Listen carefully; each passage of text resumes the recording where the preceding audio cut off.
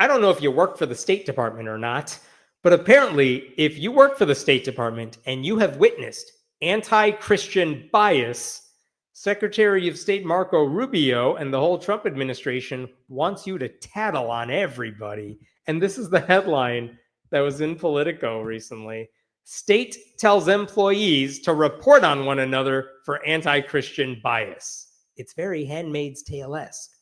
So literally, the State Department is asking people to submit examples anonymously of anti-Christian bias. And they're going to punish anyone who has committed this. This is what the article said here. The department, according to a copy of an internal cable obtained by Politico, will work with an administration-wide task force to collect information involving anti-religious bias during the last presidential administration, and will collect examples of anti-Christian bias through anonymous employee report forms. So a couple things about this. They apparently do not care about religious bias now, because if you're not a Christian and you work for the government now, holy crap, you're screwed. But they don't care about that. They want examples of anti-religious bias during the last administration. Oh, and by the way, I know we said religious, but we really meant anti-Christian bias because that's the only version of this that they actually care about. And this task force is scheduled to meet next Tuesday to discuss all their complaints. So this idea that anti-Christian bias needs to be rooted out of the government, I mean, it's ridiculous for a bunch of reasons. For one thing, what counts as anti-Christian bias? Like what, someone putting up a rainbow flag on a building? Is that anti-Christian? What if someone wishes you happy holidays? Is that anti-Christian? I don't know. But this order presumes that Christians are victims of discrimination when everyone knows in reality they're usually the perpetrators, right? The attacks against trans people right now are almost exclusively coming from Christian zealots. It also treats Christians as a picked-on minority when they are so in the majority, right? Because Christians not only make up the majority of people in the country, they make up 87% of Congress. And if you remember this from the Pew Research Center, they make up 98.1% of Republicans in Congress. There are 98% of Republicans, and these Republicans are like, we got to stop this anti-Christian bias. It's too hard for Christians to get ahead in this government.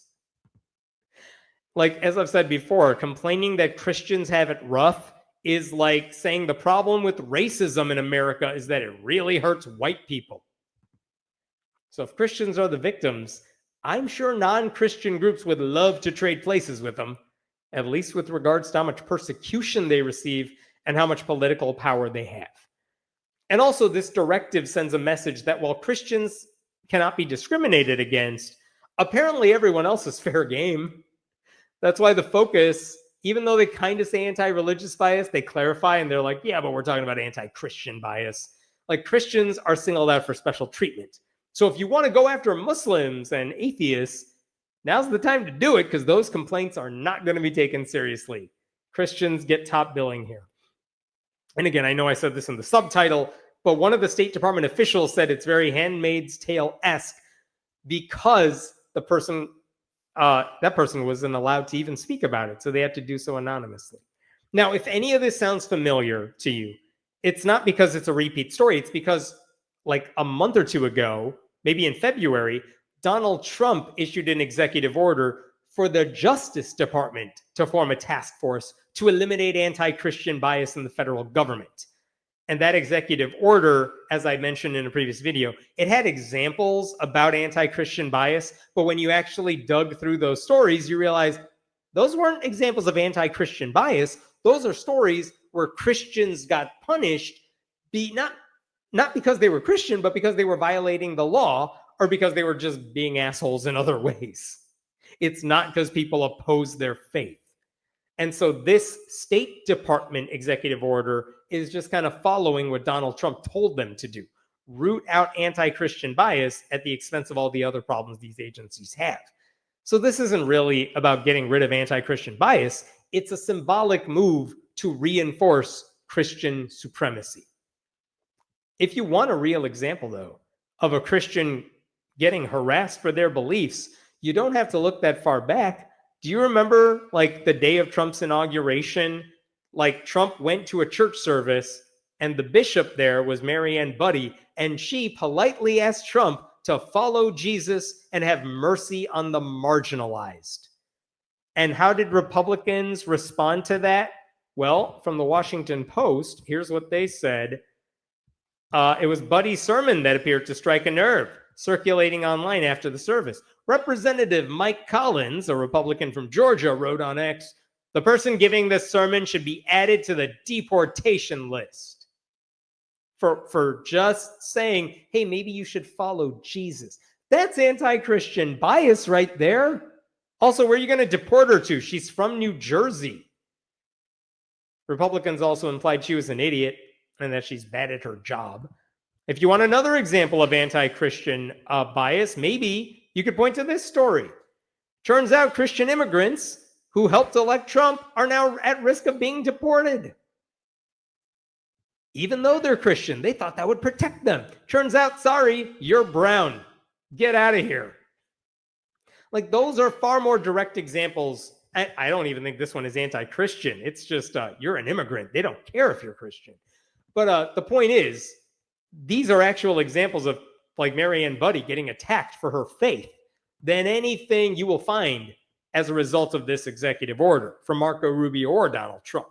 Like, if you want to protect Christianity, you know what you need to do? Get rid of all the people in the administration who make Christianity look bad, which is damn near everybody. And none of this, by the way, is to say I'm okay with anti-Christian bias. I'm not. I think anti-Christian bias should be punished. And so should all the other kinds of religious or anti-religious bias. Like, if it happens in a government agency, we should go after it. There's no room for that in the government.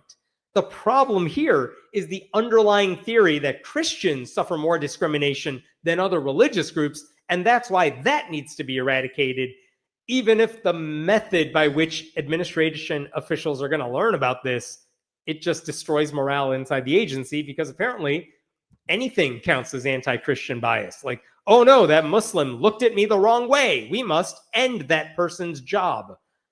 Like, what are they going to say? That is what I'm looking forward to. This is one of those stories where I don't know if it's going to be in the headlines a week from now when they have their meeting about it, but I would be very curious to know what examples they uncover of anti-Christian bias, because I promise you there are none. I would be shocked if there was an example of anti-Christian bias. I'll look for it. I'm not holding out hope, but I'm sure they're going to try to make an example of anything they can latch onto. All right, what questions do we have here?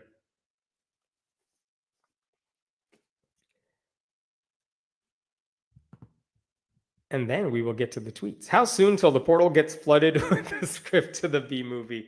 That would be so funny. I hope people in the State Department start flooding that complaint zone with the dumbest shit just to make someone have to sift through all the BS, because you're not going to find anything legitimate in there. So make them work for it. Yes, do the B movie. Put scripts to anything. Make up stories, because what are they going to do? Follow up on it? Of course not.